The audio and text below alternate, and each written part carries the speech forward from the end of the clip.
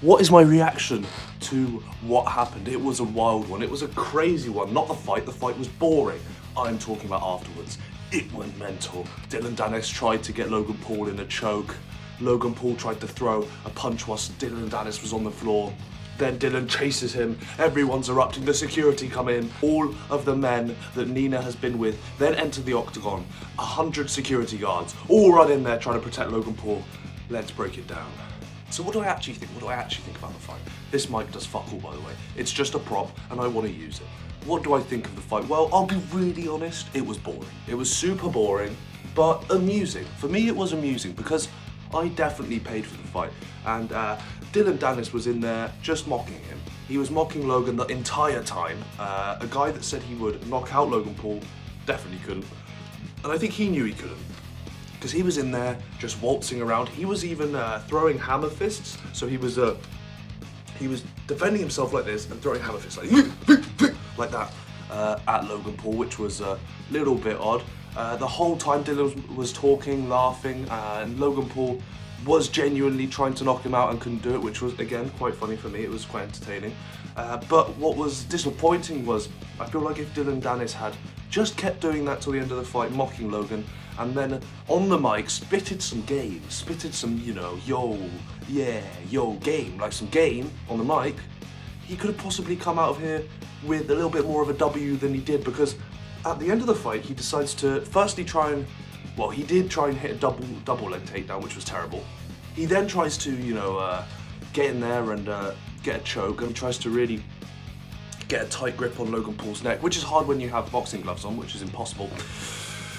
And then all the security rush in, and both of them are chatting shit to each other, and they have to escort Dillon out. And what that does, guys, what that does, ladies and gentlemen, is removes the chance for Dillon Danis to spit some game on the mic and overall win the war. Not the fight they just had, but the war. What else did we learn? What else did we learn? We learned that Logan Paul can't box for shit. He cannot box, right? The guy is slow.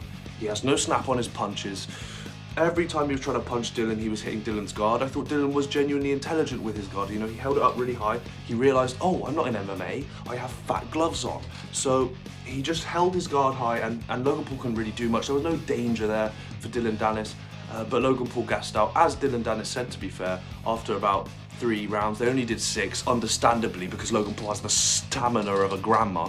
But that's what happened. So it was a bit of a snooze fest. I cannot lie, guys. It was a bit of a snooze fest. I cannot lie. And Dillon Danis, I think, made the big mistake of trying to get a choke at the end, because he could have been on the mic afterwards and chatted some shit and said, I'm not even a boxer, or gone along the lines of, I'm not even a boxer, I wasn't even trying, I was laughing at your face and I still was in here, you didn't knock me out, your shit. That would have been a win. That would have been a W, Dillon. But I do think Dillon took it too far. And also, I'm hearing a lot of disappointment from fans. I'm hearing a lot of angriness and oh, I shouldn't, I paid for this, what the hell, man?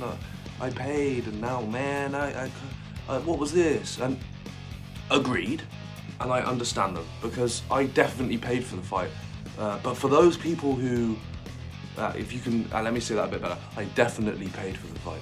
But those people that paid and actually went to the event, I definitely feel for them, because they would have felt like they wasted their money. And it's another scam here from Logan Paul here, promoting a fight and promising all these goods and just not delivering. But yes, the people that paid very hard-earned money to go there, who were genuinely pissed off with Dillon and Logan, because Logan did nothing as well, I understand. For me, I get you guys. I get you, my G's. I understand, man.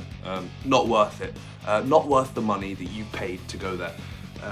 And this really, I wanna go back. Oh, the commentators. Oh, get them off the mic. Get me in there. Get MMA Guru in there. Get Wade back on, because these commentators. If anyone watched the live broadcast, please, if you could share your opinions on the commentary. The commentary was terrible. They were bum-licking KSI and Logan Paul to the moon. It wasn't very pleasant. Anything that Dillon did, he did land a good punch at one point, nothing said. Logan Paul lands a rubbish jab. Wow, what a jab. Which is understandable because it's a Misfits event. The KSI one was ridiculous. The referee wasn't breaking up the clinch. I'll do a separate video on that. But it was the same scenario. Every time KSI landed a punch, it was amazing, and Tommy Fury would land a punch, no one said anything. So, as a whole, this event was good. Production was good. Value for money was terrible at the end, with the 2 main events. But if you did stick around for the fights before, we had Dean the Great against Walid Shark, amazing fight. Salt Pappy against Slim was great. I thought some of the fights were excellent, and actually it's quite funny that the better skilled fighters are the ones that fight at the start. So I think there are way better fighters than Logan Paul, way better fighters than KSI and Tommy Fury and Dillon, obviously. That's obvious. But they all fight at the start, and a lot of people will have paid for this and only watched the last 2 fights. If you did that, you've wasted your money. But if you watch some of the other fights, there's actually some talent in there. There's some genuine talent. And watching this event, it made me realise, you know what, I cannot wait for the next UFC event in which we have Volkanovski against Makhachev. Cannot wait for that.